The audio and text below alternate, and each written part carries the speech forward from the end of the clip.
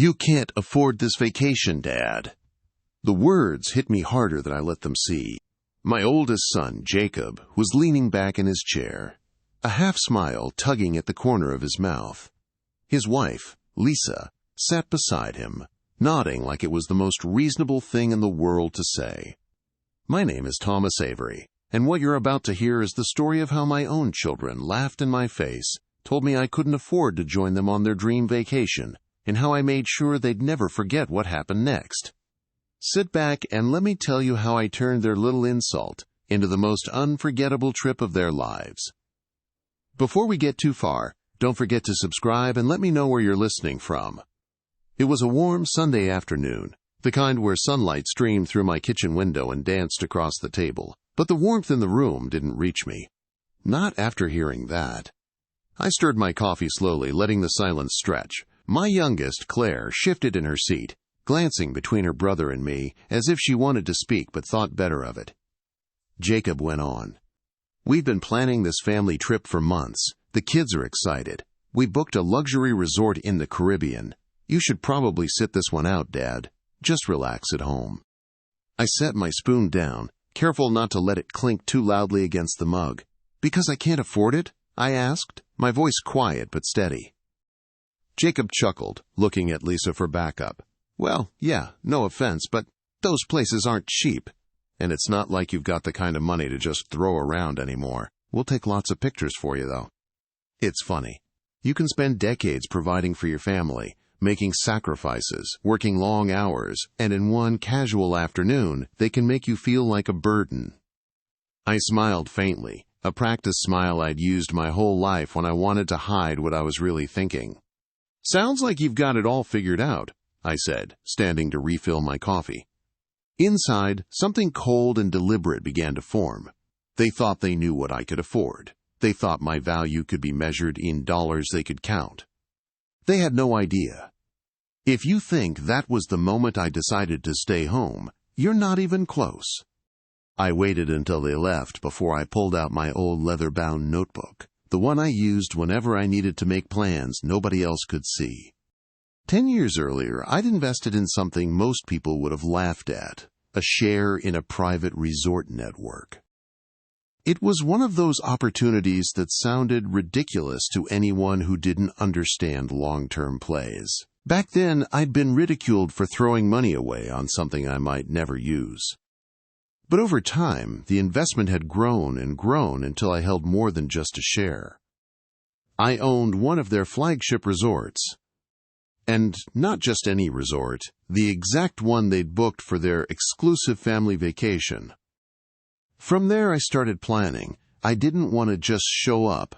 I wanted to be the shadow they didn't see until it was too late. My arrival had to be perfectly timed, perfectly staged. I called the resort manager, a man named Vincent, who knew me well. "I'll be arriving the same week as some family guests," I told him. "Don't let them know I'm coming. And make sure my suite is ready, the one by the infinity pool." Vincent laughed warmly. "It will be ready, sir. And should I make the special arrangements?" "Yes," I said, "all of them." By the time Jacob and Lisa were busy packing, I was finalizing a quiet little detail that would change everything, the resort's VIP list. Only one person's name would be on it that week, mine.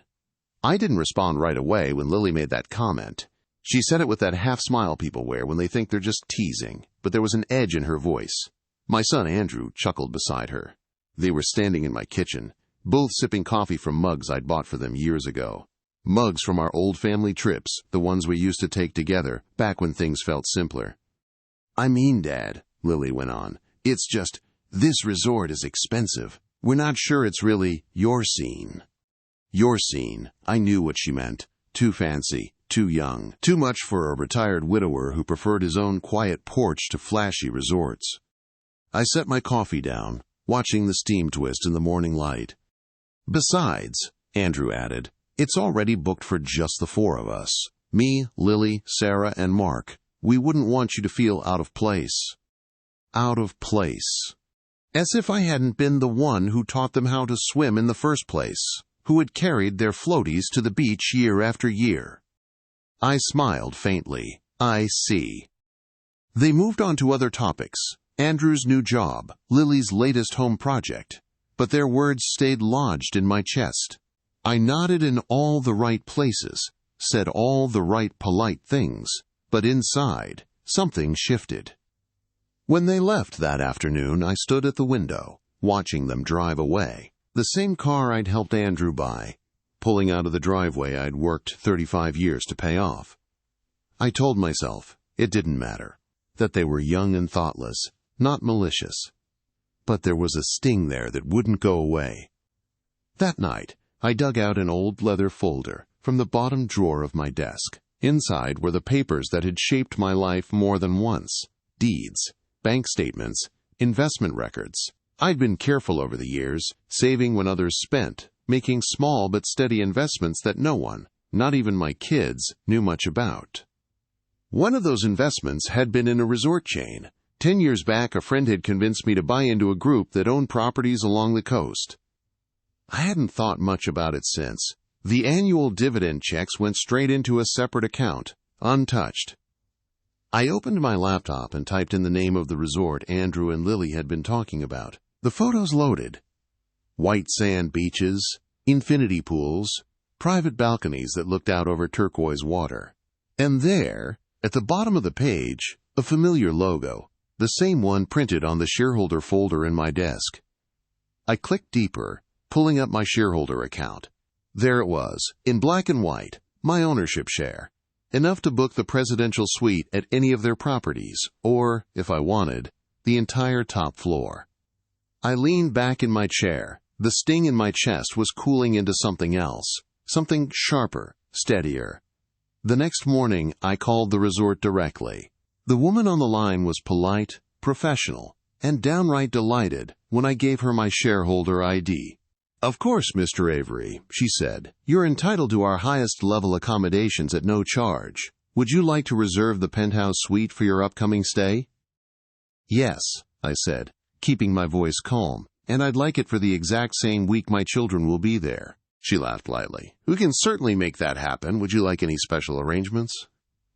"Oh," I said, "just make sure they know who's staying there." "If you think this is where things started to get interesting, you're not even close." The days leading up to that trip felt different. I didn't tell anyone what I was doing. Not Andrew, not Lily, not even my neighbor Paul, who usually heard everything whether he wanted to or not. Instead, I went about my routine like nothing had changed. I tended my garden. I played chess with the retired guys at the community center. I even stopped by Andrew's place once, bringing over the lawnmower I'd tuned up for him. They were chatty that afternoon. Sarah had picked up a new swimsuit for the vacation, and Mark was bragging about how he'd managed to get a deal on the flights. I smiled and nodded, letting them think I was just the quiet old man on the sidelines. But inside, the plan was already moving. The calls had been made. The arrangements were in place. The night before they were set to leave, I sat in my study with a glass of iced tea and reviewed everything again. My suite was booked, not just any suite, but the penthouse, with a private elevator, a butler, and floor-to-ceiling windows that looked out over the ocean. A chauffeured car would be waiting for me at the airport, and, most importantly, the staff had been briefed on who I was. I didn't want a scene, not at first, but I did want them to know, without a single word from me, that they had underestimated me. When I arrived at the airport the next morning, I made sure to take a different flight than theirs. They'd be flying economy, packed in with the rest of the vacation crowd. I, on the other hand, was escorted to the business-class lounge, where a young attendant with a crisp uniform brought me coffee and asked if I needed anything else. It was quiet in that lounge. I could almost hear the ocean in my mind, the way it sounded at dawn when the tide pulled back and the sand was still untouched. I thought about all the years I'd spent working toward moments like this. The long hours, the sacrifices, the careful planning. It wasn't just about the money. It was about knowing I'd done it myself. By the time I boarded my flight, I was settled into a kind of calm. The seat was wide and comfortable. The food far better than the plastic trays they'd be getting a few hours later. I watched the clouds pass beneath us, a slow white river stretching to the horizon. At the resort, everything smelled of salt and sunlight. A tall man in a tailored suit met me at the entrance, bowing slightly as he took my bag. "Welcome, Mr. Avery. We're honored to have you with us." I nodded. "Thank you. I'll need everything ready before my family arrives." "Of course," he said, as if we'd been expecting each other for years. The penthouse was, well, I'd seen luxury before, but this was something else entirely. The living room opened onto a balcony that seemed to hang over the ocean itself. A private plunge pool shimmered in the afternoon light. Every surface gleamed. I stood there for a while, just taking it in. It wasn't about showing off. Not really. It was about reclaiming something they'd tried to take from me. The dignity of not being looked down on. The quiet authority that comes from knowing your worth. When Andrew and the others arrived later that afternoon, I was already by the pool, a cold drink in hand.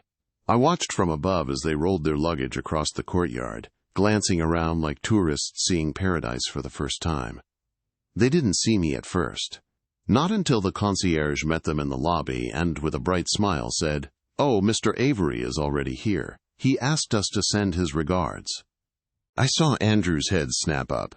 Lily's brow furrowed. They looked around, confused, before following the bellhop to their rooms, which, I knew, were on the opposite side of the resort.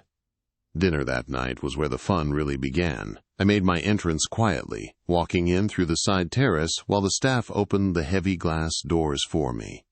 My table was set apart from the others, draped in white linen, with a bottle of wine already breathing beside the silverware. They were seated across the room, laughing with Sarah and Mark. It took them a moment to notice me, but when they did, it was like watching a drop of ink spread through clear water. Their laughter faded, eyes widened. Andrew leaned toward Lily. I couldn't hear what he said, but I saw the question in her face. Then the waiter arrived at their table and, with perfect timing, announced, "The owner sends his compliments." The owner. I let them sit with that for a while. Let them turn it over in their minds. Over the next few days, I didn't go out of my way to cross paths with them, but I didn't hide either. I strolled the beach in the early mornings, always in sight of their chairs. I took the private boat out once, letting the crew greet me by name as I stepped aboard.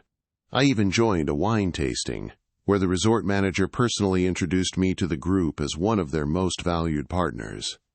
If you think this was just about enjoying myself, you're missing the point. Every moment was calculated. Every casual nod, every polite smile was another reminder I belonged here more than they ever imagined. On the fourth day, I caught Andrew alone by the pool. He looked up, startled, when I sat down at the edge of his lounge chair. "Dad," he said, "I didn't know you were coming." I sipped my drink. "You didn't ask."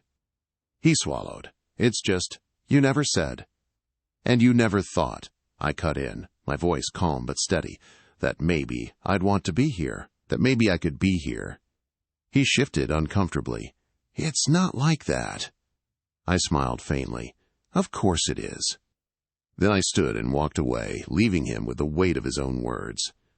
By the time their vacation was over, they'd stopped trying to pretend I wasn't there. The last evening, the resort hosted a sunset gala, white tablecloths by the water, music drifting over the sand.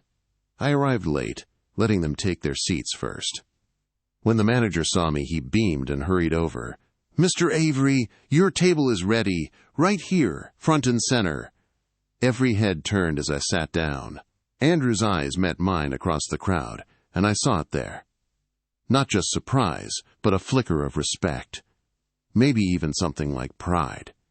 The morning after the gala, I woke early, long before the staff started laying out the breakfast buffet. The air was still, the ocean flat and silver under the first light.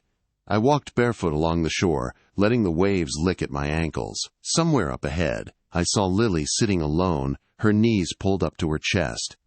She didn't notice me until I was close enough to hear her sigh. "Couldn't sleep?" I asked. She shook her head, not meeting my eyes. Just thinking. About what? Her mouth twisted like she was holding something back.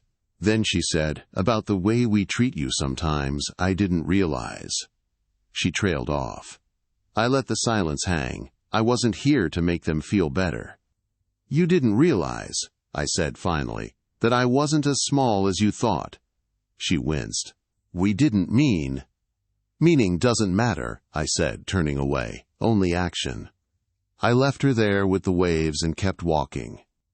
Later that day, the resort hosted a private island excursion. I hadn't originally planned to join. I didn't need more interaction than necessary, but when I saw their names on the guest list, I changed my mind. The boat was sleek, with shaded seating and a crew that handled everything from cold drinks to snorkeling gear. As we boarded, the captain greeted me like an old friend. "Mr. Avery, so glad you could make it. Your favorite seat's ready." I caught Andrew's glance from across the deck. He was starting to understand. Not just that I was here, but that I was here on my own terms. The island itself was a postcard. White sand, palms swaying in the breeze, the smell of grilled fish wafting from the cabana. While most guests went swimming, I stayed under the shade, reading a book. From time to time, I felt their eyes on me, like they were trying to piece together how I fit into this world they thought they knew. That night, the resort staff hosted a farewell dinner for select guests. Only those staying in the top-tier suites were invited. I knew they weren't on the list. I also knew they'd hear about it.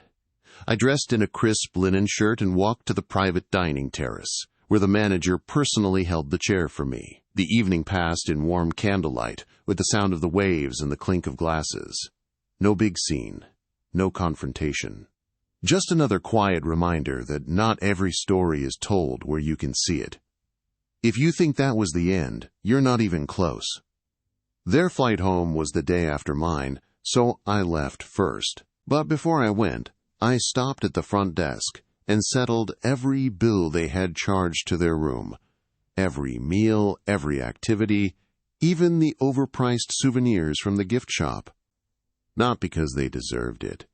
Because I wanted them to know the truth. I'd been in control the whole time. Back home, weeks passed before Andrew came by. He didn't call ahead, just showed up on a Saturday morning holding a small box. "What's this?" I asked. He looked me in the eye. "A thank you. For everything." I opened the box to find a compass. Old, polished brass, with an engraving on the back. "You always knew the way."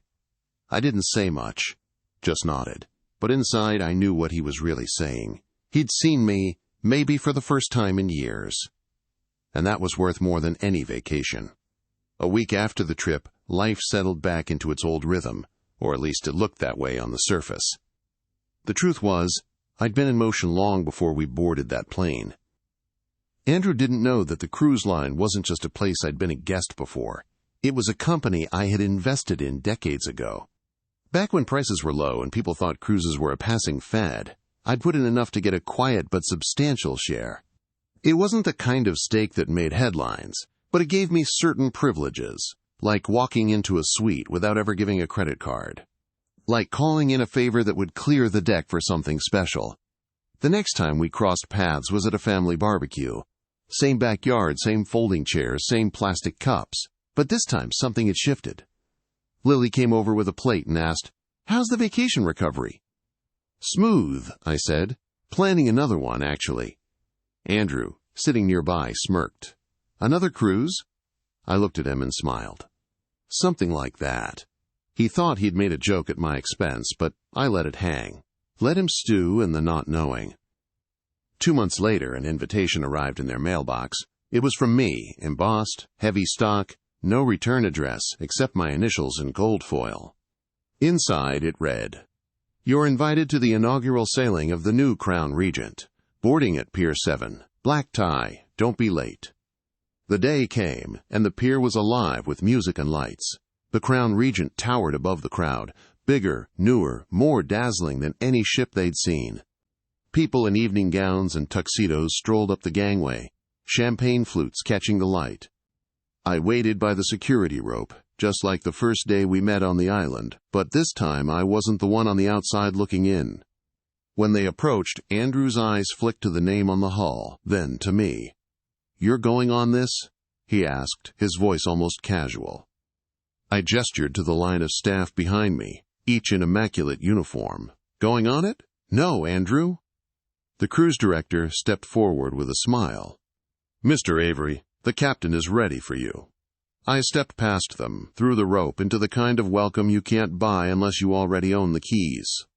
Halfway up the gangway, I turned back. "Enjoy the tour. First-class guests only tonight. I'll make sure the captain gives you a wave."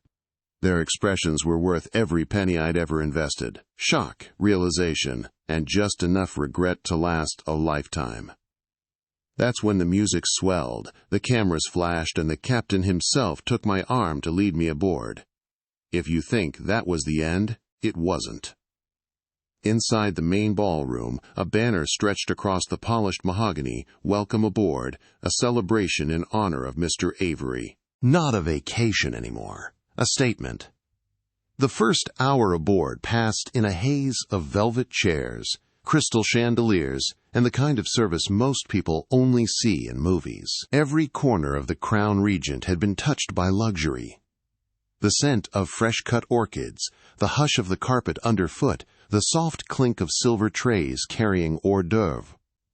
I made sure Andrew and Lily were escorted, not to the main ballroom where I'd taken my seat, but to the observation lounge. From there they had the perfect view of the harbor, and of me. I could see them through the glass. They were standing with a cluster of guests, sipping drinks they didn't order, eyes darting around like they were still trying to figure out how this all worked. "Sir," the captain said quietly, leaning toward me, "would you like me to make the announcement now?" "Not yet," I replied. "Let them wonder." The night deepened, and the ship's horn sounded a long, low note that seemed to shake the pier itself. Guests applauded. Glasses were raised. And the ballroom doors swung open for the ceremonial welcome. Andrew and Lily stepped in behind the others, drawn by curiosity, or perhaps something sharper, the need to know exactly what kind of stage they'd stumbled onto. The master of ceremonies took the microphone. "Ladies and gentlemen, thank you for joining us on this historic voyage, the maiden journey of the Crown Regent." Polite applause rippled through the room. "And tonight," he continued, "we have the great honor of celebrating the man who made this possible. A man whose vision, patience, and quiet investment built not just this ship, but the experience you're enjoying right now." I felt every head turn. When my name was spoken, the reaction was immediate. Applause, camera flashes, and that particular murmur that comes when people realize they've been standing next to someone important without knowing it. I stood, adjusting my cufflinks. "Thank you," I said simply, letting the room's energy swell around me. Andrew's face drained of color. His smirk, the one I'd seen so many times when he thought he had the upper hand, was gone. He glanced at Lily, whose mouth hung slightly open, her drink forgotten in her hand. The cameras followed me as I crossed to the podium. "Some people," I began, "think success is loud, flashy. They think you have to prove yourself at every turn. But real success," I let my eyes sweep the room, landing briefly on Andrew, "isn't about proving anything. It's about knowing you can and choosing the moment to show it." Laughter, applause, nods from the older guests who understood exactly what I meant. "And tonight," I said, "I chose this moment." The ship's orchestra struck up a waltz, and the floor filled with movement. The rest of the night was a blur of congratulations, handshakes, and toasts. But the best moment came later, long after the cameras had been packed away. Andrew approached, hands in his pockets, eyes down. "I didn't know," he muttered. "I know," I said. "That was the point. If you think that's where the satisfaction peaked, you're wrong." Because the next morning, the ship docked at a private island owned by the cruise line, and that meant owned in part by me. As the tenders ferried guests to shore, a large sign greeted them. "Welcome to Avery Cay." Andrew stopped dead when he read the sign. His head turned toward me, searching for confirmation, maybe hoping it was just a coincidence. I didn't give him one. I simply stepped onto the sand, my shoes leaving neat prints behind, and walked toward the main pavilion, where breakfast was already laid out. The island was quiet that early in the day, palms swaying, gulls calling overhead, the air heavy with the smell of salt and hibiscus. Staff greeted me with that polished deference that says, "We know exactly who you are." They didn't look at Andrew. Lily tried to mask her confusion with a bright smile, but I could see the questions in her eyes.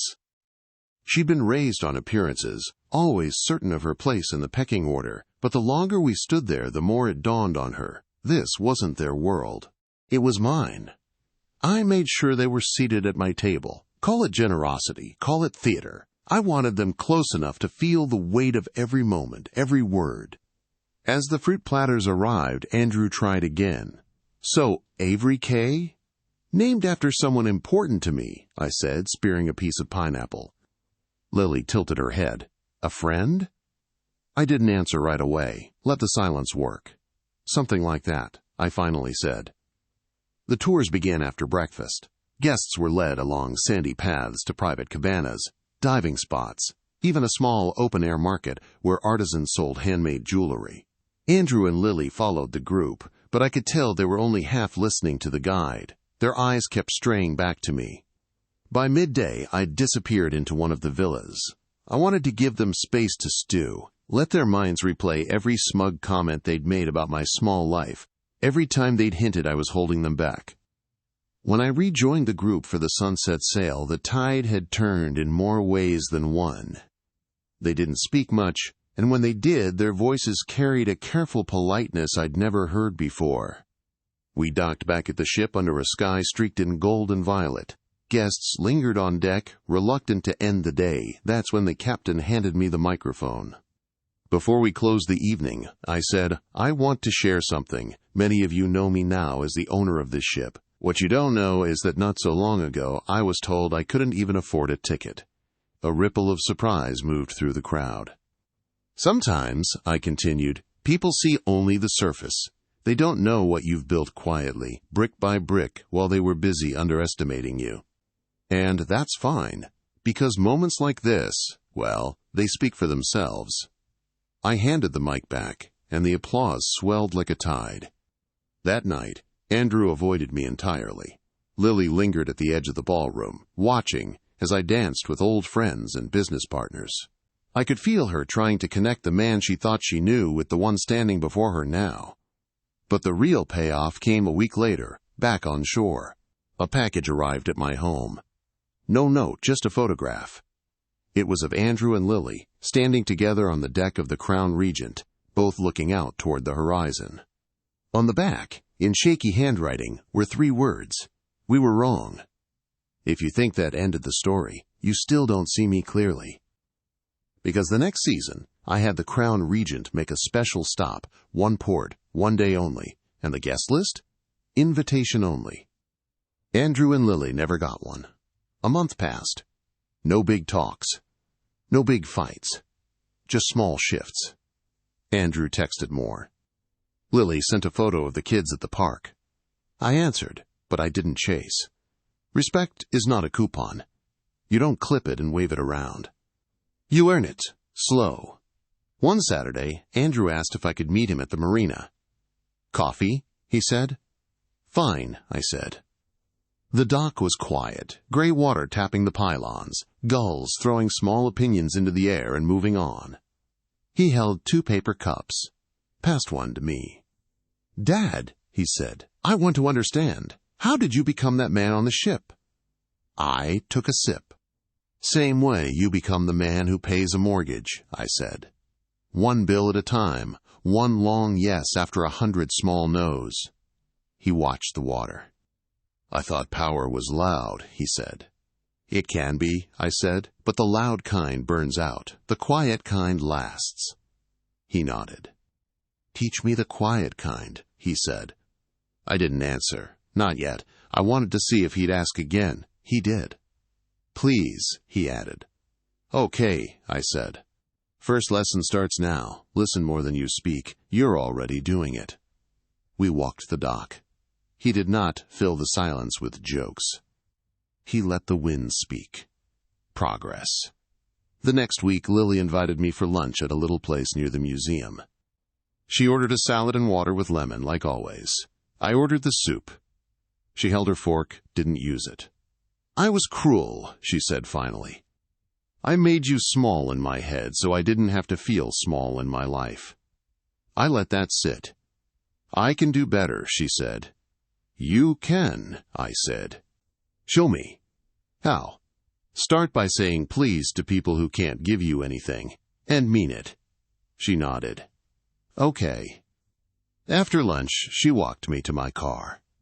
Will you come by Sunday? She asked. Andrew's grilling. The kids would like you there. Text me the time, I said. She smiled. Thank you, she said, and this time the words weren't a performance. They were a bridge. Sunday was easy. Burgers, chips, lemonade. The kids took turns showing me handstands on the lawn. Andrew burned one burger and laughed at himself instead of blaming the grill. Lily said please and thank you to the neighbor's teenage son who brought over a bag of ice. Small weather changes. The good kind. I went home before sunset. On the counter, a thick envelope lay waiting with a small blue seal. The company's seal. Inside, a memo. The new ship would be christened in August. They wanted a name for a new scholarship fund for crew families. They wanted me to choose it. I set the memo down and looked out the window. My wife would have known the name at once. I took out the shoebox I keep in the top of the closet. Photos. Her handwriting on small cards. A napkin from a diner where we agreed to start over after a hard month. A post-it note with 2 words, be kind. I smiled. That was the name, not as a command, as a promise. Next morning I called Marina. Name it the Be Kind Fund, I said. For uniforms, school fees, emergency flights home, quiet help. She was silent for a second. Then she said, that's perfect.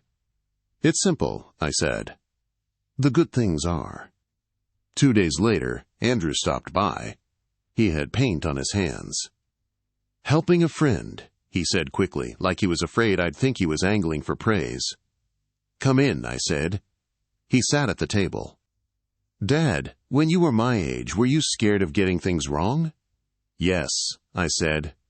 All the time. I still am. He breathed out. What did you do? I tried anyway, I said. And I apologized fast when I messed up. Then I fixed what I could and carried the rest without making it anyone else's weight. He nodded. I'll try that, he said. Good, I said. Try it for a month, then try it for a year. We made coffee. We didn't say more. We didn't have to. The christening invite arrived the next week. Heavy card. Clean type. Dress code, black tie. Location, Pier 3. Time, noon. A small handwritten line at the bottom, bring your family. I texted Andrew a photo. He replied in 1 minute, we'll be there. On the day, the sky was the bright kind of blue that makes strangers friendly. A band played gentle brass in the corner. Crew stood in neat lines, uniforms pressed, shoes shining like mirrors. Families filled the pier with quiet pride. No fireworks. Just gravity and good clothes. We found our seats. Andrew in a suit he actually ironed. Lily in a navy dress. The kids holding little flags with the company logo, trying not to wave them too hard. Marina came by and squeezed my shoulder. Ready? She whispered. As I'll ever be, I said. The ceremony started. Short speeches. No one dragged a story past its strength. The ship looked like a white promise cutting the sky. Then came the part I'd been waiting for. The scholarship announcement. A small podium. A small microphone. A small glass plaque covered with a cloth. The captain spoke first. Ships run on diesel and discipline, he said, and on love sent from shore. A soft laugh went through the crowd. He nodded toward me. And on the quiet standards of people who invest in more than steel. Today, he continued, we dedicate a fund for crew families. For the days when life demands a ticket home, a uniform replaced, a fee paid, we dedicate it with a name that should be written on every hallway and every heart. He lifted the cloth. The Be Kind Fund, in honor of Evelyn Avery. For the families who carry our ships. Lily's hand found her mouth. Andrew looked at me like he hadn't understood love until that second. My granddaughter whispered, "That's Grandma's name." "Yes," I said. "Yes, it is." We didn't clap loud. We clapped true. After the ceremony, crew families lined up at a modest table and signed a simple book. No cameras flashed. Help should know how to keep its own secrets. A young steward shook my hand and said, "Sir, my mother will sleep better because of this." I said, "Good, then so will I." We walked the pier together. Andrew kept looking at the plaque like it might float away. "Dad," he said finally, "why didn't you do something like this on the ship before? Make everyone see?" "Because seeing is not the point," I said. "Doing is." He nodded. He didn't argue. He didn't try to make the moment about him. He just held the door when we went inside. That was the lesson landing. 2 weeks later, Andrew asked me to speak to his small team at work. Not about money. About standards. We sat in a conference room with a wobbly table. I told them what my father told me when I was 20. Show up 5 minutes early and be useful. The rest is details. They laughed. Then they wrote it down. Lily started volunteering at the school 2 mornings a week. Not the gala committee. The library. Reshelving books. Sorting returns. The quiet jobs that keep the building breathing. She told me about a boy who whispered, "Thank you," after she found his favorite stories. That felt better than the resort, she admitted. Of course it did, I said. Resort highs fade, useful stays. Andrew began to say please to cashiers even when the line was long. He said thank you to the guy who fixed his tire. He tipped the barber who squeezed him in before a wedding. He didn't post about any of it. I noticed. I did not congratulate him. You don't clap for breathing. You just keep doing it. Summer slid toward fall. One afternoon, a small ceremony was held in the crew lounge of the Crown Regent. No guests. No press. Just family. Not the passengers. Kind. The ship's kind. They asked me to say a few words to launch the fund's first grants. I wore a plain jacket. No tie. I hate ties when the work is real. Thank you, I said. For doing your job when no one is watching. For missing birthdays to get strangers safely home. For picking up the glass that didn't fall because you steadied it. This fund is not a gift. It's a receipt for all the times you paid first. We ate sheet cake on paper plates and laughed too loud for a lounge. It felt like church done right. On the way out, Marina handed me a narrow envelope. From the board, she said. Not money, she added quickly. Just recognition.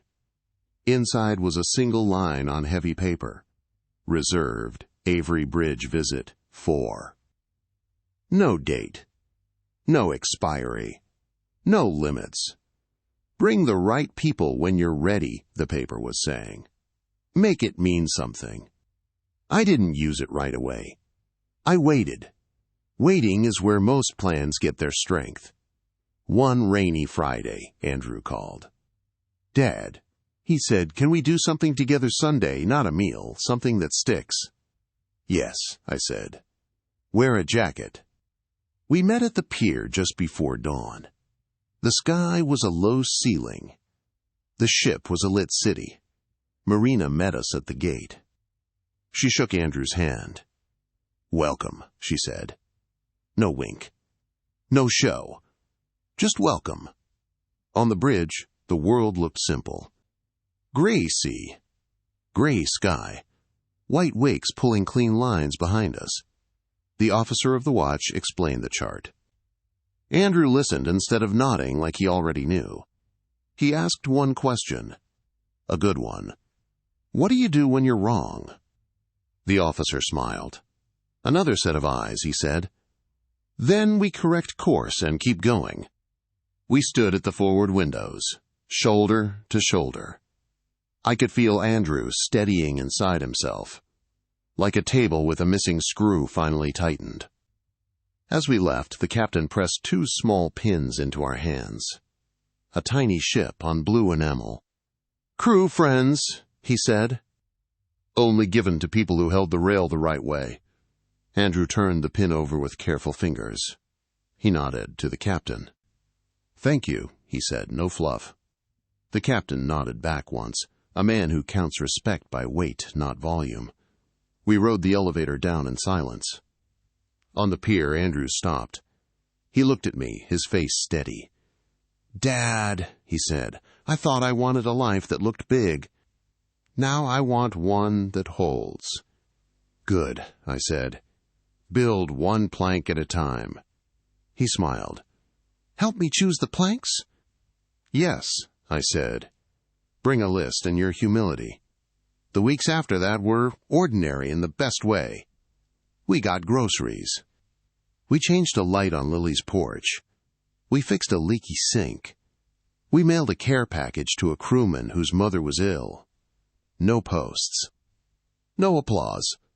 Just the sound a house makes when everyone is doing their part. One evening, a small card slid under my door at home. No stamp. Hand delivered. Soft opening. New owners. Deck Tuesday. 6 p.m. Family invited. I knew what it meant, but I didn't rush. I called Andrew. "Free Tuesday?" "Yes," he said. "Jackets again?" "Yes," I said. "Please," he added. "Thank you," I said. We arrived early. The dock lights threw gold ladders onto the water. A staff member led us through a service hall most passengers never see. Clean floor. Quiet air. Work smells. Soap, steel, coffee. At the top of a short stair, a small door. No sign. Just a simple brass plate with fresh screw heads. Marina waited, key in hand. She looked at me. "Ready?" I nodded. She opened to a calm lounge. Wood, not chrome. Books, not screens. A window wall with the harbor set in it like a painting. On the far side, a small stand with a cloth over something square. Andrew whispered, "What is this?" "Standards," I said. He smiled. "Of course." Marina cleared her throat. "Before we open this deck to the world," she said, "we wanted to open it to the reason we built it." She looked at me. Quiet investors, quiet teachers. The people who choose climate over thunder. She lifted the cloth. A plaque. Simple. True. The Avery Room, for Thomas and Evelyn Avery, who taught us to be kind and to keep ships steady. Lily put her hand on the wood, like you might touch a shoulder in thanks. Andrew didn't speak. He just nodded, and nodded again like a man who finally found the thing he'd been trying to name. We stood there a long time. No speeches. No string quartet. Just the low rush of water against the hull and the little click the aircon makes when it rests. On the way out, Marina pressed a tiny envelope into my palm. "From the board," she said. "Inside, a card, only 5 words. Use this when it matters." Below it, a line for a date blank. I slipped it into my wallet. I know when things matter. Outside, the night air felt clean. Andrew turned his face up to it like a plant. "Dad," he said, "I want to bring the kids here when they're ready. Not to see a plaque, to feel the quiet." "Good," I said. "Bring them when they can carry it." He nodded. "We'll practice." We reached the car. He opened my door first. Small thing. Right order. He looked at me over the roof. "Can I tell people?" he asked. "Tell them what you learned," I said. "Not what I own." He laughed. A small, real laugh. "Deal." We drove home past dark windows and late diners. No one cheered. No one knew. That's fine. The best seas are sailed without fireworks. If you think the story ends with a plaque and a pin, you still don't see how tides work. They don't clap when they turn. They just change everything and keep going. 2 Sundays later, I invited them to the pier. No tuxedos. No ballroom. Just a small crowd on the open deck, a breeze, and a sound of water hitting steel. The crew lined up along the rail. Families stood behind them. A table held a short stack of envelopes and one small bell. Andrew looked nervous. Lily held the kids' hands. They didn't know why we were here. That was on purpose. Marina stepped forward. "Today isn't about glamour," she said. "It's about thanks." She rang the bell once. The sound was soft, but it reached every corner. I took the first envelope and turned to the crew. "Last year," I said, "someone told me I couldn't afford to be where I belonged. They were wrong. But money isn't the lesson. Respect is." I handed the envelope to a young steward. "For when your mother needs a ticket home." He swallowed hard and nodded. I handed another to a mechanic. "For new boots when yours split and you keep working anyway." He blinked fast and looked at the floor. One by one, the envelopes went out. No speeches, no selfies. Just help that moved like water, quiet and strong. Then I turned to my family. Andrew stood straighter. Lily's chin trembled. The kids watched me like I was about to pull the moon out of a pocket. I took out the last item, a small card on heavy paper. "Bridge visit 4. Use when it matters." I held it up. "This is not a backstage pass," I said. "It is a promise. Bring it only when we are ready." Ready means we say please without thinking, thank you without being asked, and we leave every place better than we found it. I looked at my granddaughter. "Who keeps the card?" She glanced at her parents and lifted her hand. "I can," she whispered. "Good," I said. "Put it next to the sunset photo. When you think we're ready, you tell me. Not the other way around." She held the card like it was warm. Andrew stepped closer. His voice was low and steady. "Dad, I told you that you couldn't afford our vacation." I was loud. "You were patient. I was wrong." He took a breath. "Will you teach me the quiet way? Every week. For as long as it takes." "Yes," I said. "But it starts now." I nodded toward the crew. "Go say thank you. Each of you. Direct eyes. Full stop. No extras." He didn't hesitate. He walked the line, shook hands, and said the words one by one. Not rushed. Not staged. Real. Lily followed. She asked names. She asked where families lived. She wrote 2 on her phone so she wouldn't forget. Progress. The good kind. When they came back, the captain joined us. He held a small box. Inside were 2 pins, tiny ships on blue enamel. He gave one to Andrew. "For holding the rail with your legs." Andrew smiled like a man who had been trusted with glass. "Thank you," he said. The captain turned to me. "And for you," he said softly, "a 3rd pin. It's rare. We give it when someone changes the weather and calls it normal." I pinned it inside my jacket. Some things aren't for show. We stood at the rail together. The harbor wind pressed our jackets back. Below, a tugboat slid across the water, small and sure. Lily cleared her throat. "Thomas, will you come with us next month?" "Not a cruise." "A simple trip. We'll pack sandwiches. The kids want you there." "Where?" I asked. "A lake," she said, smiling. "No waiters. No wristbands. Just us." "Good," I said. "Real water. Real work." My grandson tugged my sleeve. "Grandpa, can we see the engine next time?" Maybe, I said. When we earn it. He nodded like he understood. Maybe he did. We walked down the gangway together. No crowd watched. No band played. We didn't need noise. At the end of the pier, Andrew stopped.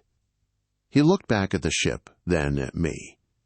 You know, he said, I thought vacations were about rooms and views. Now I think they're about the rules you bring with you. Exactly, I said. Rooms are rented. Standards travel. He chuckled. Put that on a wall. It already is, I said. You'll see it if you keep showing up. We reached the cars. The kids piled in. Lily waved. Andrew hugged me. No slaps on the back. No jokes to hide in. Just a steady hold that said he meant it. Next Sunday? He asked. Same time. Bring nothing, I said. Bring bread, he answered. We laughed. Tradition made. They drove off. Brake lights blinked once, then were gone. I stayed a minute longer and watched the ship settle against the pier. A gull called. Somewhere deep inside, a pump thumped, then rested. I thought back to the first words that started all this. You can't afford this vacation. They were wrong. I didn't buy a week in the sun. I bought time. I spent it building a climate where please and thank you are the native language and where my family finally speaks it. And now, when we travel lake, shore, ship, or sidewalk, we don't stand on money. We stand on my standards. On our standards. That's the end. No fireworks. No shouting. Just a family that learned the tide's best trick. Turn quietly. Change everything. If you like this story, please like this video, subscribe to the channel, and share your impressions of the story in the comments. To listen to the next story, click on the box on the left. Thank you for watching to the end.